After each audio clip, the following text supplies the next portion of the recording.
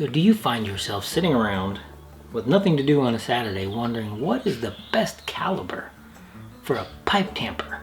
Stick around and find out.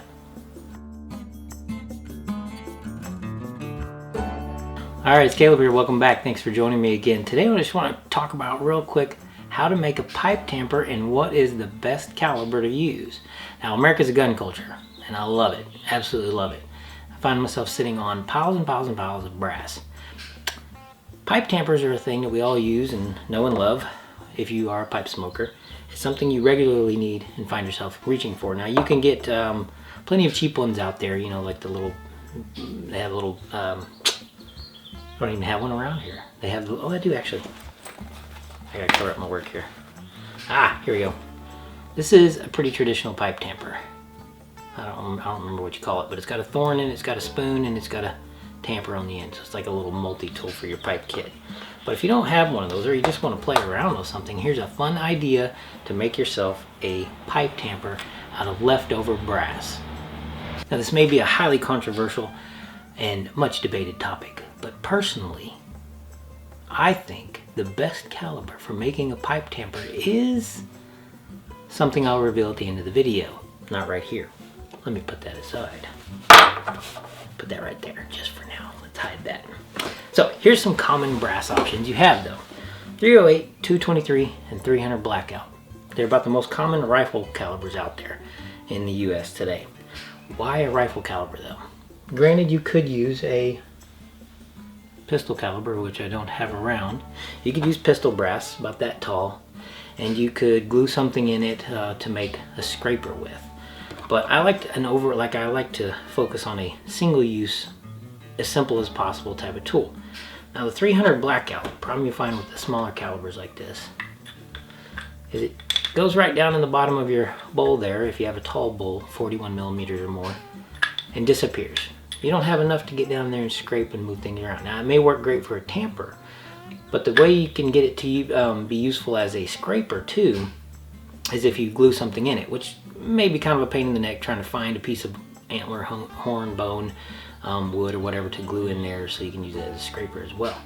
And I got tired of fussing with that. So 300 blackout for me, too short. Like the little Goldilocks is what we're looking for, the Goldilocks caliber for a pipe tamper. Next up we have the 223 or 556. A little bit taller, all right? Could make a decent scraper for some of your shorter bowls, right? But you still kind of run into, once you start shaping the end here and mushing it out, it's maybe just a little bit short and a little bit awkward for your average bowl. These are the two deepest bowls I have. So that's my tallest bowl. See how I've got not enough room there to get really down and get some grip and leverage when I'm scraping? So for me, the 223 is a good alternative for a small one, but it may not be the best for a tall one. I'll put that over here. Next up is something like a 308. 308 is a little bit longer, or 6.5 Creedmoor, you know, that short action caliber you'd find common in a bolt gun. Those are just about tall enough, right? You can get down there, you can scrape, you can do the things. You got enough to scrape your dottle out so you can dump and that kind of stuff. And more than enough, and almost a perfect size, tamping with on the back end.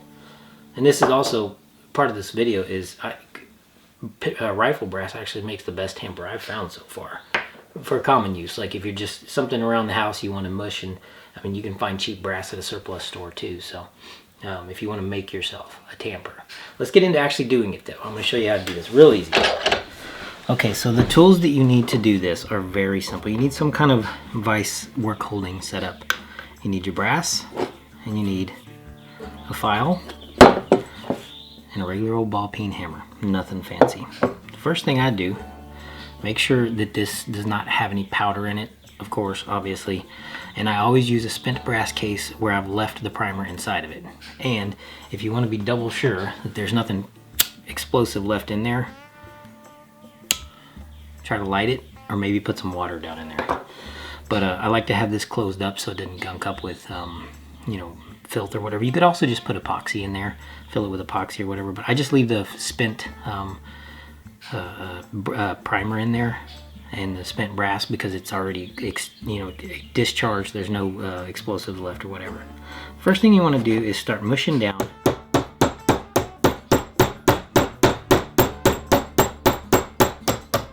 mushing down this the mouth here.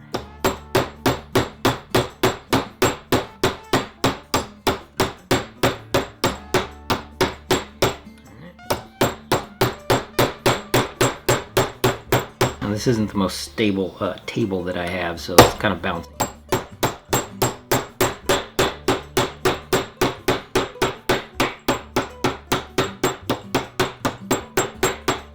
Mush that mouth down. Look at that, nice and flat. So you kind of want to just close that up and clean it down.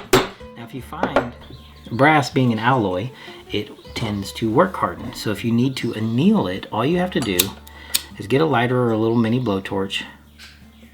Annealing means making it soft so you can pound on it some more. Get this red hot, and you can either let it sit and cool down, or you can dunk it in water. So once you've gotten it red stinking hot, and you dunk it in water. Ooh, that's starting to get hot on my fingers. You go dunk it in water and it will soften this. All right, annealing 101, real simple. I got a map gas torch, work holding, and my brass, and I got a bucket of water right here.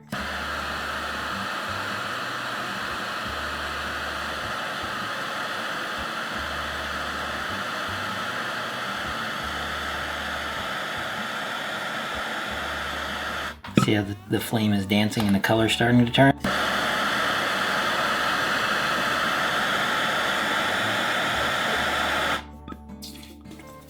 That's it. You're nice and soft again. It works the opposite as steel does. Heat plus quench equals soft on alloy. Heat plus quench equals hard on steel. There we go. Nice and annealed. Back to soft. Dead soft again. Part of the video, but let's get back to you. Got it annealed, pounding it down.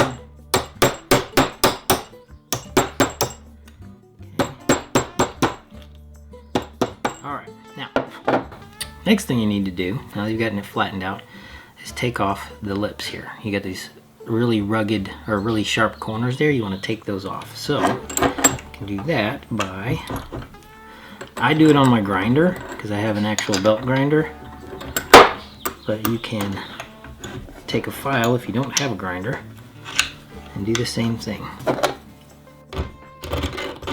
You can just file it off.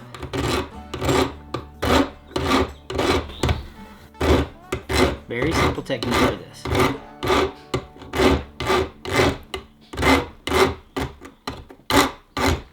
You definitely want a good work holding situation to do this.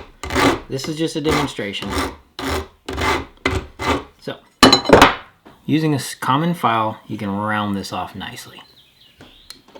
And obviously I cheated. I have a grinder, so I went in there in the other room and ground it out. But once you've grounded it off, you're going to need to repeen a little bit.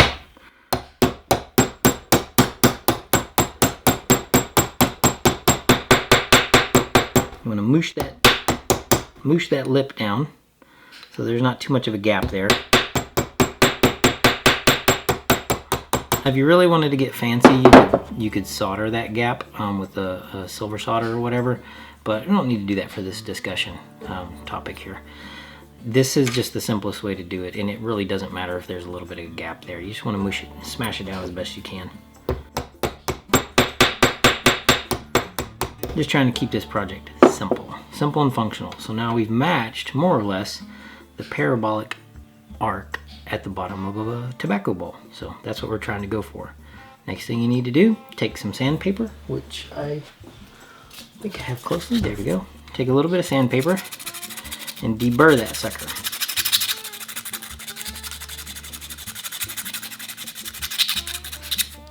A little bit of deburring, knock the fuzz off of that bad boy, and you got yourself a pipe tamper. It's as simple as that. It really is. That's all there is to it. A brass pipe tamper. Simple, clean, and easy. Now, seeing as how I mentioned this earlier that I like a little bit taller of a situation and the 308's not quite there, you can go for the old school 300 Win Mag. This is my favorite brass. This or 30-06, which everybody's got 30-06 somewhere, brass, are my two favorite brass to use for pipe tampers because they are almost the perfect size base on the brass for tamping the whole bowl evenly, right? You want to get as even as possible. They're tall enough for the super tall bowls like this to get plenty of leverage and plenty of space for tamping. But they're still small enough once you grind and shape a little bit of this edge off. They're still small enough to fit in a pocket, fit in your pipe pouch and that kind of thing. They're not obtrusive. The only thing you will find is that the bigger ones like this, the more pronounced you get your peening here, you'll start to flare out. So to fix the flare which may be too big for some bowls to fit down into, this one actually flared out about that much. So to fix that, I put it in a vise like this here,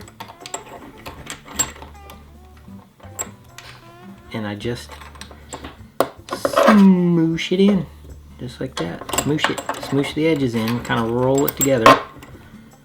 Alright, like that, easy peasy. And then I go back and tack my edges down a little bit more to make sure there's no crispiness there, no cutting edge, you know, hard edge or whatever.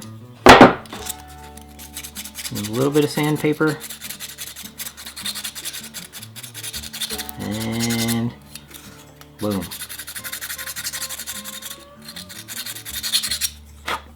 "10 minutes or less, Saturday project, you got yourself a pipe tamper." 308, 30-06, 300 Win Mag. That one is also a 308 with a little bit sharper parabolic on it. And you could also use, if you really wanted to, you could use something like a 300 Blackout or a 223. And these are very common calibers that you can find brass for at any junk store. And like I said, if you find brass that's already been resized or cleaned or whatever, you'll need to fill in the back end of the primer pocket there with a little bit of epoxy. Shove something in there, epoxy it, sand it down flat, life is good. That's it. Thank you for joining me again.